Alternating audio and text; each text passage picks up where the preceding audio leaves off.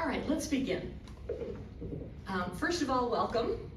How many of you sitting right here, right now, would say your back hurts right here, right now? Me? You? Anybody else? So, you are our tribe, we understand. How many of you have had back pain at some point in the last year? Everybody? 80% of Americans suffer with back pain at some point in their lives. 80%. 8 out of 10 people. Let's begin by introducing ourselves. I'm Lori. Use your mic. Oh, I'm sorry. I'm Lori. And, oh, I'm sorry. I'm not good with the microphone. We're getting better. I have had, believe it or not, 4 back surgeries and many procedures, and I'm still not fixed. But, you know, science just has not caught up with fixing my back. So we just keep moving on. But I still do all the things that I'm inclined to do, as long as I can do them. You know, I do Pilates on Tuesdays and Thursdays, and it's wonderful. It feels so good. It helps. It strengthens my body. It makes me feel, you know, absolutely wonderful. And there are a lot of things that I do with moderation. Moderation's a big word, but we have to take it into our vocabulary because, you know, when we were younger, we all know we used to go at it with gung-ho enthusiasm. And now we have to do it with moderation and some advanced planning. So the key is that I can leave you with is think before you move. You know, it's that's my life. And unfortunately, today I wasn't thinking, so I landed on the floor. Today she practiced how to fall. I did. How to get up. Not a pleasant thing, but... And I'll tell you all about it when we get to it. My name is Jane Taylor, and I am the daughter of Sue Mitchell, who you might know. When I was 19 years old, my back broke. I don't know what caused it. I don't know why I woke up one morning and had trouble getting out of bed. But a year later, I had surgery back in 1984. I had a back fusion of the L5-S1, back before it was cool. There was no screws or rods or anything. They just used bone to make my bones sit where they were supposed to be. And the good news is that worked really well for about 25 years. And then I started developing arthritis and scar tissue and all those other goodies that start growing in our bodies. And my pain has come back. Since 2007, I have lived in constant, rather severe chronic pain. And so I met Lori and we bonded over back issues. And she said to us, you know, I bet you we could write a book. Have you ever said that? I bet you could write a book. And so we said, what the heck? Let's just sit down and write out what we think. We never thought we could do it. No, we were not out to write a book. But after that first session of here's what we think, what we wish people would know, we had 40 pages. And we thought, maybe we should actually write a book. And so we did. And then we talked to the doctors. Who we had talked to before. And then we talked to friends who had had back surgeries. And this book that we wrote Living with Your Imperfect Back. And the reason it's imperfect is because nobody's back Nobody's back is perfect. And it is from our point of view. It's not the doctor telling you what it is. It's not the doctor or the PA telling you what it is. It is coming from our point of view, so that you know that it's real, that it's, because so often what you hear is, just the jargon of the doctor. In fact, is the tagline of our book. It says, "This is what the doctors wish they had time to tell you." And as we worked with 2 neurosurgeons here in town, they learned some new things that they didn't know because they don't have time to talk to their patients, unfortunately. So this is Other Patients written by back patients for back patients. That's what we've done here. We're already at the book. Let's keep going. From the beginning, we wanted the book to be small enough, first of all, to fit in our purses, so we didn't have to lug around a big book. And secondly, we wanted to give it to people who were in pain. People who are in pain right now, who needed some encouragement, needed some help. And nobody wants to read a big old book when things hurt, right? So we've kept it small, and I recommend to people, put it in your bathroom. Read it a little bit at a time, because it's not a hard read, it's an easy read, but it's full of things that we have learned, ways to move, ways to think that will make your pain less instead of more. So why don't, let's see I'm sorry, I haven't said everything. We also explore alternatives to surgery. I'm not a big fan of back surgery. You can see after 4 of them, Lori is not even a big fan of back surgery.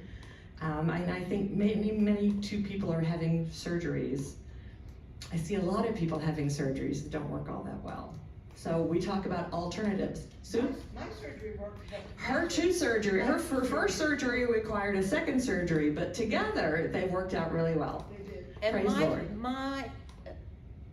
Let me digress a minute. My surgeries were necessary. They were for specific reasons.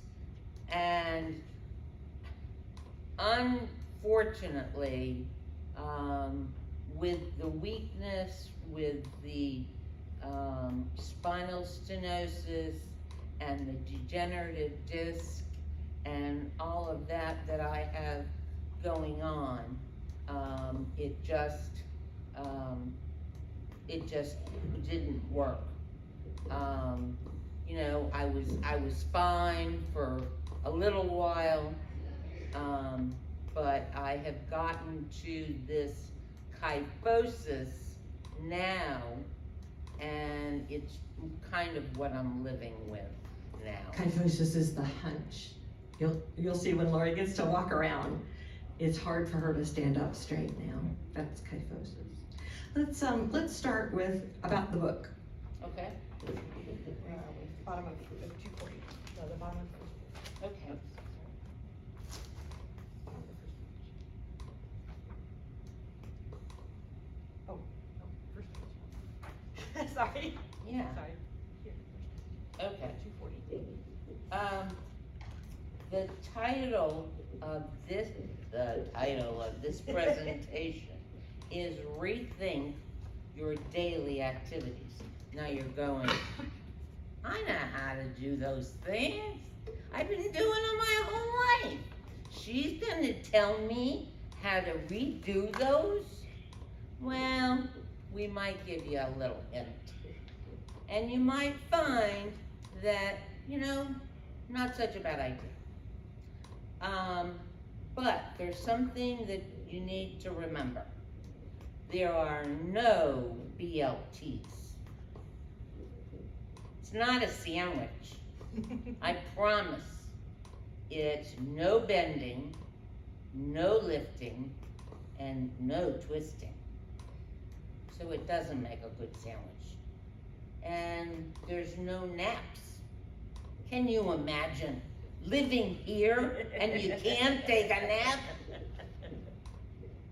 Well, it's no arching, no straining to reach, either up or down.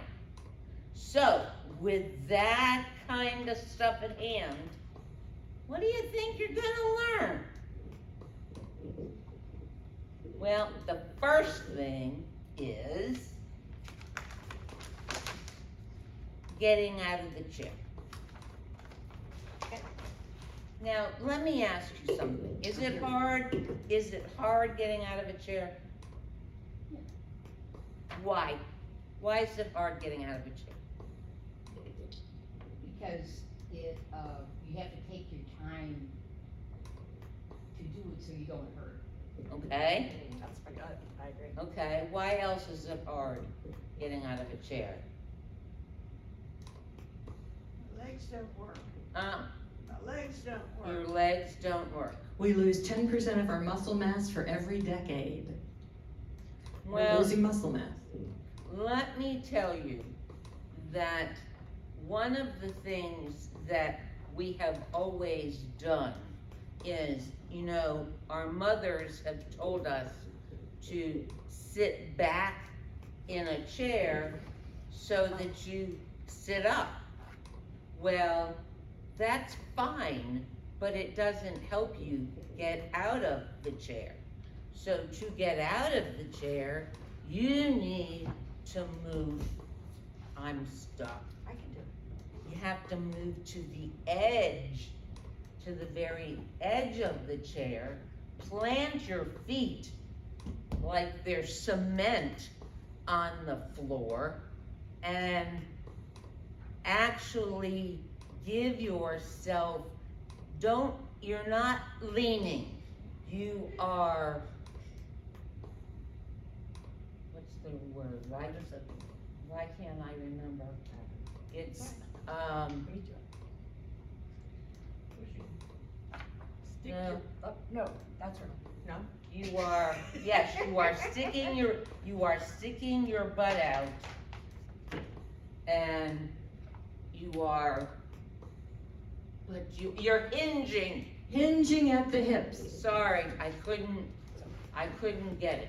Sitting in the chair.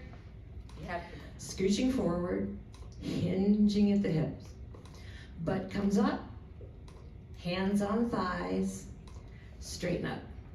it'll And make you do it, get to do it slowly, but that hurts less. it really does, it is once you get to the edge of the seat, it will make it so that it is so much easier. And even if you need to have a seat in front of you to hold on to get up, to see that you can do it, the more times you do it and practice it, you're gonna be able to get up and stand in that chair. I mean, and you know, stand up. So it is, it seems hard. It seems like it's something that you can't do, but you can. Let's get out of the car. Getting out of the car, I'm gonna pretend like I'm the driver in the car. okay? Well, you've gotta turn your butt so it's facing the interior of the car, I'm getting out first. okay? Then hinge. Move, Come up, come up, come up. there you go, Leave your car. If I'm getting into the car, how do I get into the car? I open the door right? and how do I get into the car? You get into the car, you move your knees, and you move your feet, and then you sit down. Butt towards the car, not sideways. Open the door, butt towards the car, sit down, sideways in the seat. Then scoot yourself around. Does that make sense? Do you wanna show the handle? Yes, there is a little tool. If you have difficulty, I have discovered that my car now sits very low on the driveway. Have you noticed that? Cars are getting harder to get out of because they seem to be low. This little handle, if I'm driving my car, fits in the door frame and gives you a push to help you get up out of the car. Just thought I'd show that to you so you can see what one is. We'll have all of these available for you to look at after we're finished. How about that? Okay, this is you, and it's walking Do confidently. you wanna talk about Ben? Oh, how many of you, when you're in bed, just go when you're ready to get up, just go like this and get up? Is getting in and out of bed at all a struggle? Do you roll out of bed? How do you get out How of do you bed? manage? Well, I have to get up into a sitting position. So you're gonna, Force your body with your legs out in front of you?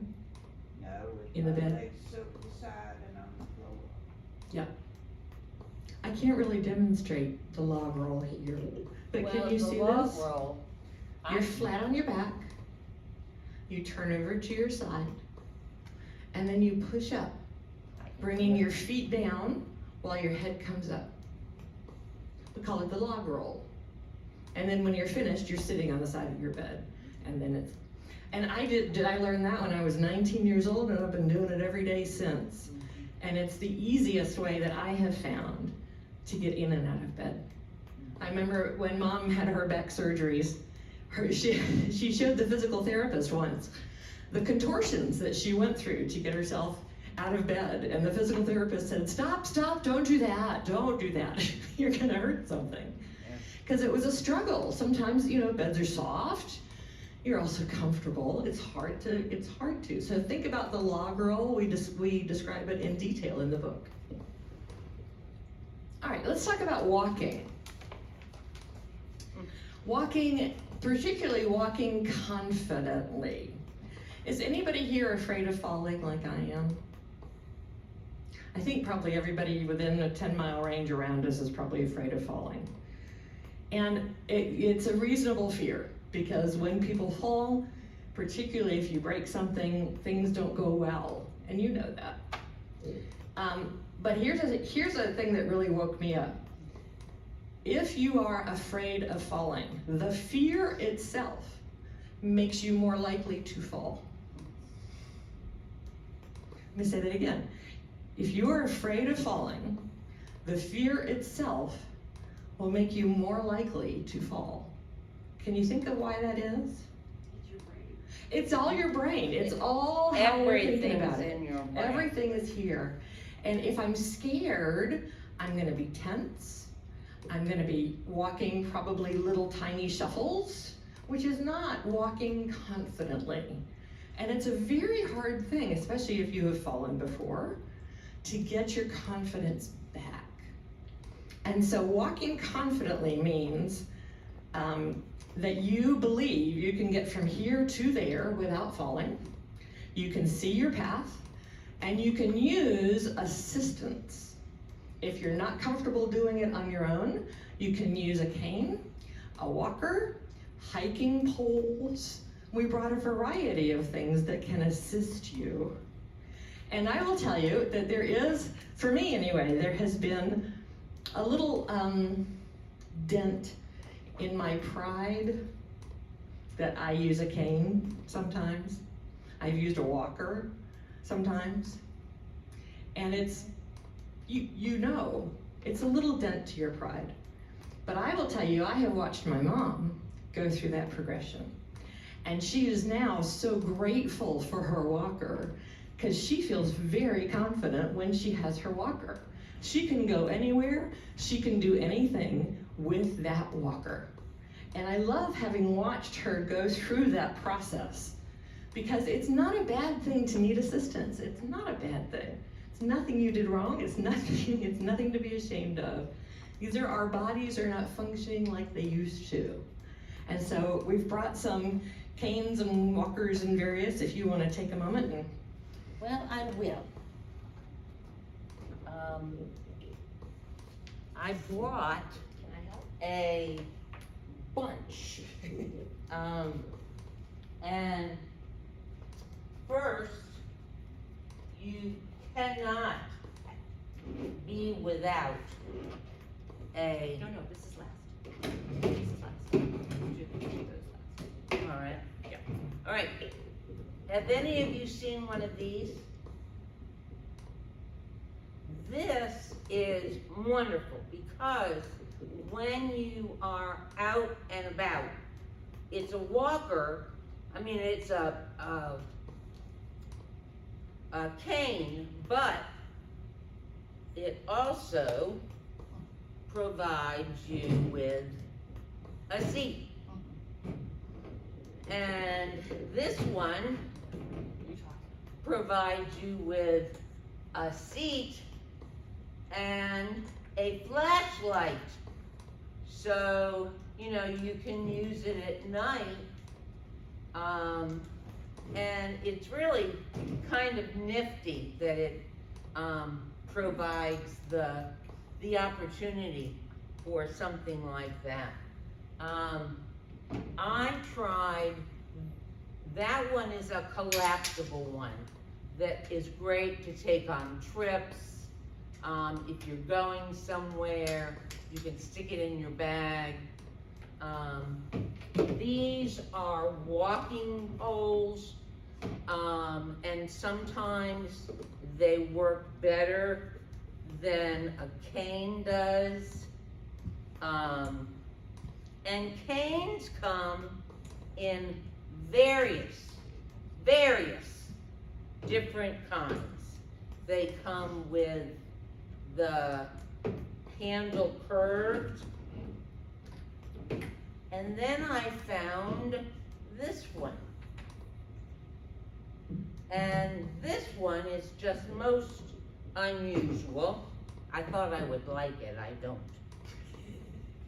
And then the one that I found that is mine and is the best one for me is this one.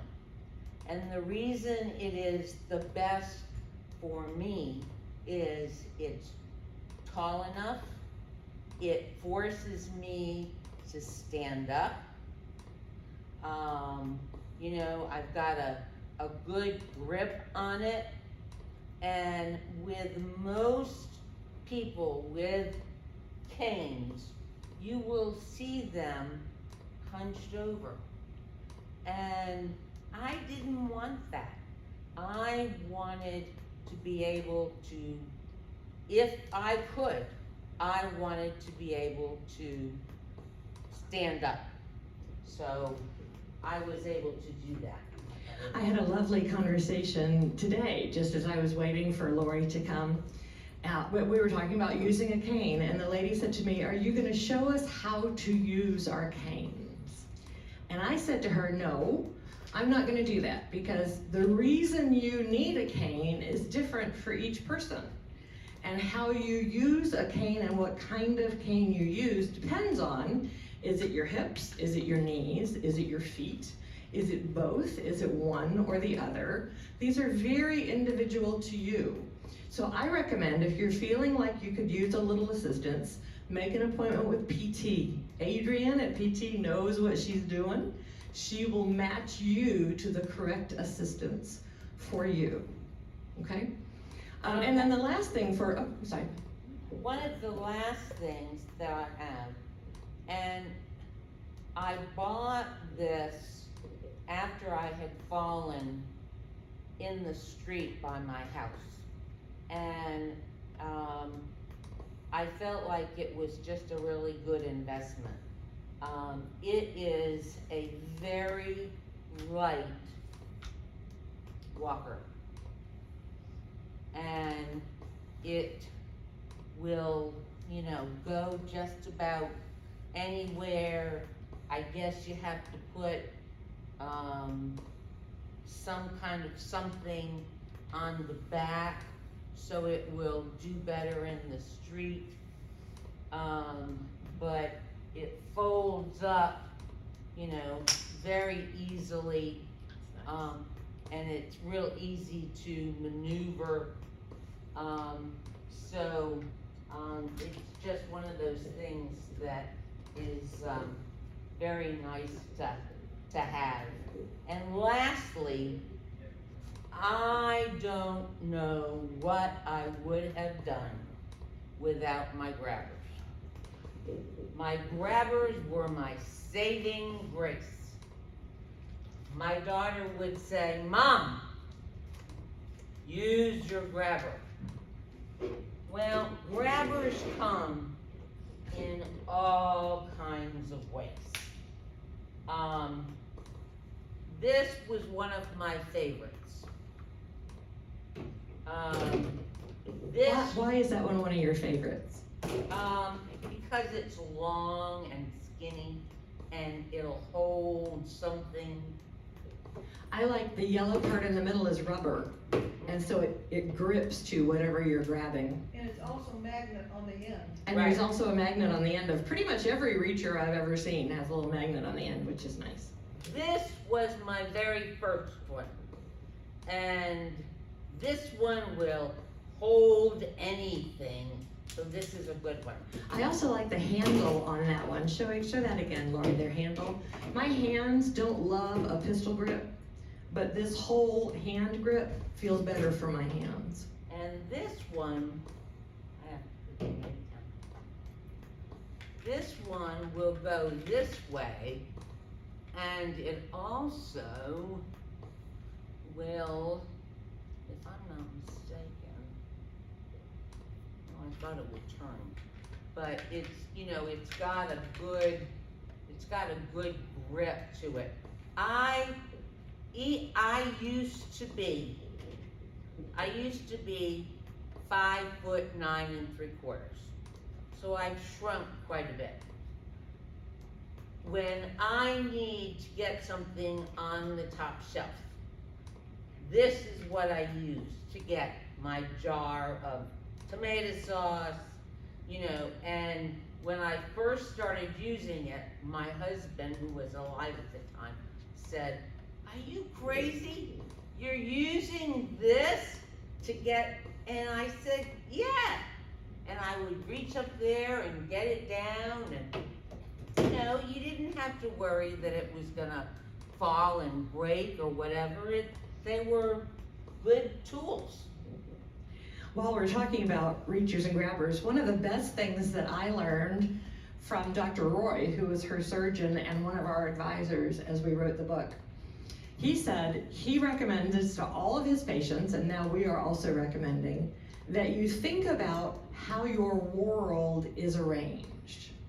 If you have a kitchen, think about going to your kitchen. There's your kitchen counter, here's your cabinets, here's cabinets and drawers, right? He said, as best you can, arrange everything in your world from here to about here, so that the things you are reaching for every day, you don't have to arch or reach or strain or pull. Don't put your coffee maker there and your coffee cups way up here, right? Have them just here. Have them even lower if lower is more comfortable. For me, lower is almost never more comfortable because that means getting down, right? So I started putting my pots and pans on the cabinets above. And I take my little plates, which is what I use the most of the time, and put them right here. And my great big dinner plates are actually down in a drawer because I don't use them very often. So think about your kitchen. Think about your bathroom. Think about your dresser of drawers where you keep your clothes closet. How is that arranged? Are you always having to reach somewhere to get something every day? If you are, think about putting that in a different place so that you don't have to. Give your body a break. You don't have to reach down every day. You don't have to reach up every day. Make it as easy on your body as you can. You wanna show your tools? Let's do shower.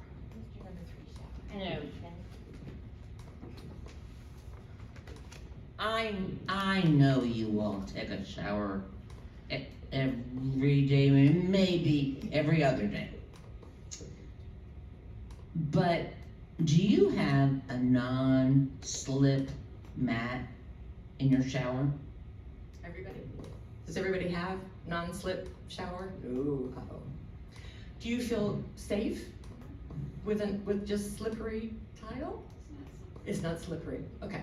So it's not slippery. That's the key, really, is it's not slippery. Does everybody have grab bars? No, I just have to interject here for a second. I live Please. in the townhomes on Ridgecrest. Yeah. And one of the big complaints, now these places were built 3 years ago. Yeah. No grab bars. No grab bars in the showers. Wow. Let us tell you what you can buy. Some of Tell us us. have had them put in. Yeah. I've got the sticky ones, which Yeah. are Right. adequate. But, this to me is ridiculous. This is a And the big facility for. question for the, why the Friends Homes built them without. That's an excellent question. Yes, because I totally agree with you. You should write to the, Oh, they know. They know. They know. And I'm sure the next time they build something that they will remember that because things, I live it's, in a cottage. yeah. Mine is at Fred's Homes West. Mine was Mhm. just 2 years old. We had to pay ourselves. They still didn't. Did you know. really? I'm so sorry. We have them installed at our own Yeah, expense. Right.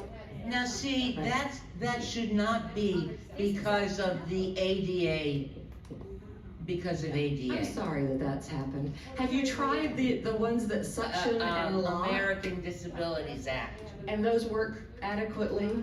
Yeah, and that's what one of the things that Lori That's what really I likes, so the suction ones. The ones that lock tend to have better suction than the ones that just kind of stick on. No, these lots, But- like, the bigger ones are $30. Yeah. Yeah, Right. so that's a nice alternative. Yep, We yep, had good. to pay. I would agree with you about that.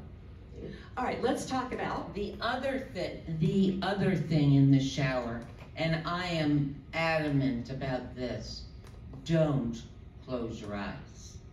And the reason being is you close your eyes and then you open your eyes and you get a little dizzy. You don't quite know where you are. And you could very easily fall, lose your balance, not know exactly where your space is. so when I'm in the shower, I'm always holding on with one hand. I just am. Even when I'm feeling just fine, I still just hold on. Cause you get soap in your eyes, you're blinking for a minute. I just hold on, so I do things one-handed. And that's where the long-handled scrubber comes in. Everybody got one of these? I love these, right? To get back here especially, to get down there especially. I don't have one of those. You don't have a loofah on a thing? Mm-mm. Ooh, I know what to get you for Christmas. Mm. So these are other tools that you can have for your shower. Do you have yes, please. When you close your eyes, your balance isn't as good. Right. And I'm gonna just say that because you're absolutely right. When you close your eyes, your balance is not as good. You lose one of your main senses that keeps your balance going. I'll tell you another one that actually my friend Lori helped me fix. For me, for my back, washing my hair means hands over head for kind of an extended period of time. And this position hurts my lower back. And I have struggled with this since I was 20 years old, how to wash my hair without hurting my back. And when I met this lovely woman, she said to me, have you ever thought about tilting your chin down? This doesn't hurt at all. So she has saved me, right? So thinking before you move, thinking about new ways other than what you've always done that makes you hurt. We're just trying to give you some ideas of new ways of thinking for yourself that you can be in less pain than you are now. A question. Do you dry off while you're standing in the shower, or do you dry off after you get out of the shower? Hmm? Everybody after you get out, pretty much everybody? Okay. You're on a non-slip surface? Hopefully an absorbent non-slip surface. One more thing about Yes, our please. showers. The shower head is way, I could not reach it. I would really like that. My husband was 6'1", he Yeah. had no problem, but I'm not, I'm 5'1". And to move this thing around. It's too you gotta hard. stand on a chair. Oh. You're supposed to stand on a chair. Do you need, does it come off? No. It's a standstill and it's too high for you to My reach. mother's house to get one, and my husband installed it and Yeah. wouldn't spray it. That's funny. I think tall people and not so tall people have this. I love a shower that's way up high because that way I can get my head wet. Yeah, but if you wanna just move that thing a little bit, your son. Yeah, I got you. Wow. I got you. How about yours? Mine's a Toilet. All right, let's talk about going to the bathroom. First of all, a toilet seat, even tall toilet seats, are lower than average chairs. Have you noticed that? Do you know that? Do you know why that is, by the way? I'm gonna tell you something I learned about anatomy. Your colon has a little turn just at the end before it empties, has a little turn. And if you're sitting up in a regular chair, the turn is very severe. But if you're squatting down, if you have knees up here, it straightens out. That's why I have a squatty potty. And so if you've heard of squatty potty, we didn't talk about it here, but we do in the book. Squatty potty puts your feet up a little higher and lets that all release easier. So that's the reason that toilets tend to be low, but that still makes them hard to get on and off. Do you have arms installed for yours? I'm sorry? You can also put a little stool in. A little stool in front does exactly the same thing. Yep, good. So it's very good for you anatomically as you're going to have your knees up. But it's not very comfortable getting out of, right? So if you have arms, if you've had arms installed for your toilet, that's a very, very helpful thing. And the maintenance guys here can do that if you haven't done that. Very helpful to have arms just like in the chair to help you get out.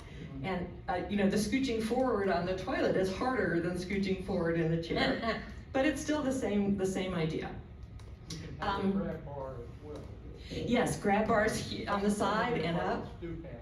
But we Good. also don't have that. And you don't have, We don't have that. Oh, wow. I'm so sorry. They just assumed you were strong and ready to go and didn't. They were just trying to save money. I'm sorry, yeah. There is also, hold on, oh yes. When we have back surgery, sometimes it gets difficult to wipe everywhere, right? The leaning forward is the bending that kind of hurts. And so this is a handy little tool. I don't know if you've seen one, but there's a bunch similar designs. And what you do is you take a little wad of toilet paper. And you don't have to have had back surgery Well, that's true, yeah, you can just do it necessarily to use it. Yep. It is very handy, especially if it's hard to lean over. And so I just stuffed it down in the little opening that it has right there, right? And so you come back and you do what you need to do. You can have a little extra thing.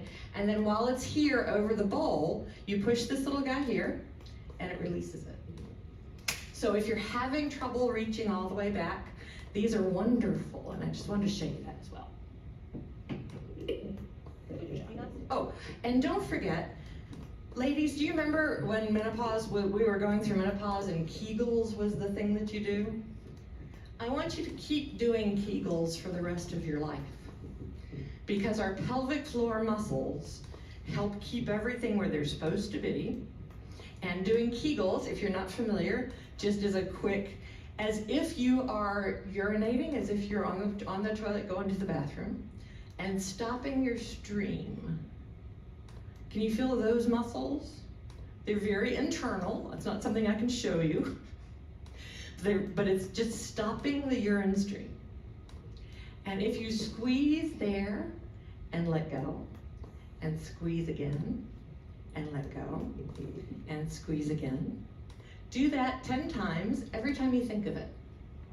And your incontinence will be better, your urge to go will be better, you'll have more control over when and how you go. Everything that comes out of you goes through your pelvic floor.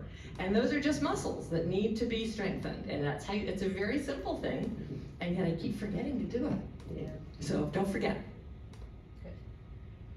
Getting dressed? No. We did Ah. that. And then getting, yeah. I have to tell you, After we're talking. yes, I am going to a wedding this weekend, and I bought a dress, and I was telling Jane about this dress, and I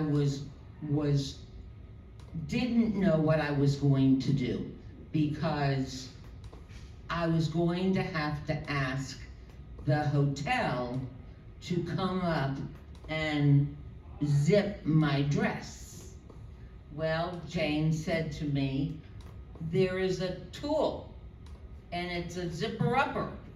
And you attach it to the zipper and you pull, and Did you bring it? no. Have you seen them though? They're very simple little things, but boy, they help. So now I don't have to worry about my dress, and I can go ahead and get myself dressed when I'm in Boston. Sock puller uppers. I don't know if you've seen these before, but they're wonderful if you're having trouble getting your socks on and off. Compression Yes. stockings are the hardest things in the world to get on. Boy, do they feel good once you got them on though, don't they? Especially helps. those are great if you use the 15 to 30. If you use anything higher than the 15 to 30, those are too hard. Yeah. Good. Any other questions or thoughts? We have done all the talking that we planned to do. Yes, but Yes. And getting them off. Does this help in getting them off as well? Well, I don't have one, but Okay. I'm familiar with them. Yeah. Well, that's part of why we wanted to bring you a little for show and tell, so you could see maybe some things. Supposedly they do though. Good. Good. Hey, Mom, you use these. Do they help you get off No. compression socks? No, just putting on. Yep. Okay. You struggle. yeah. Or if you can have a very good neighbor, you say, come here. Somebody who loves you, who can help you put on your socks. That's part of Now, being let friends us here, right? tell you that our book, Living with Your Imperfect Back, we are so proud that we're giving you $5 off today.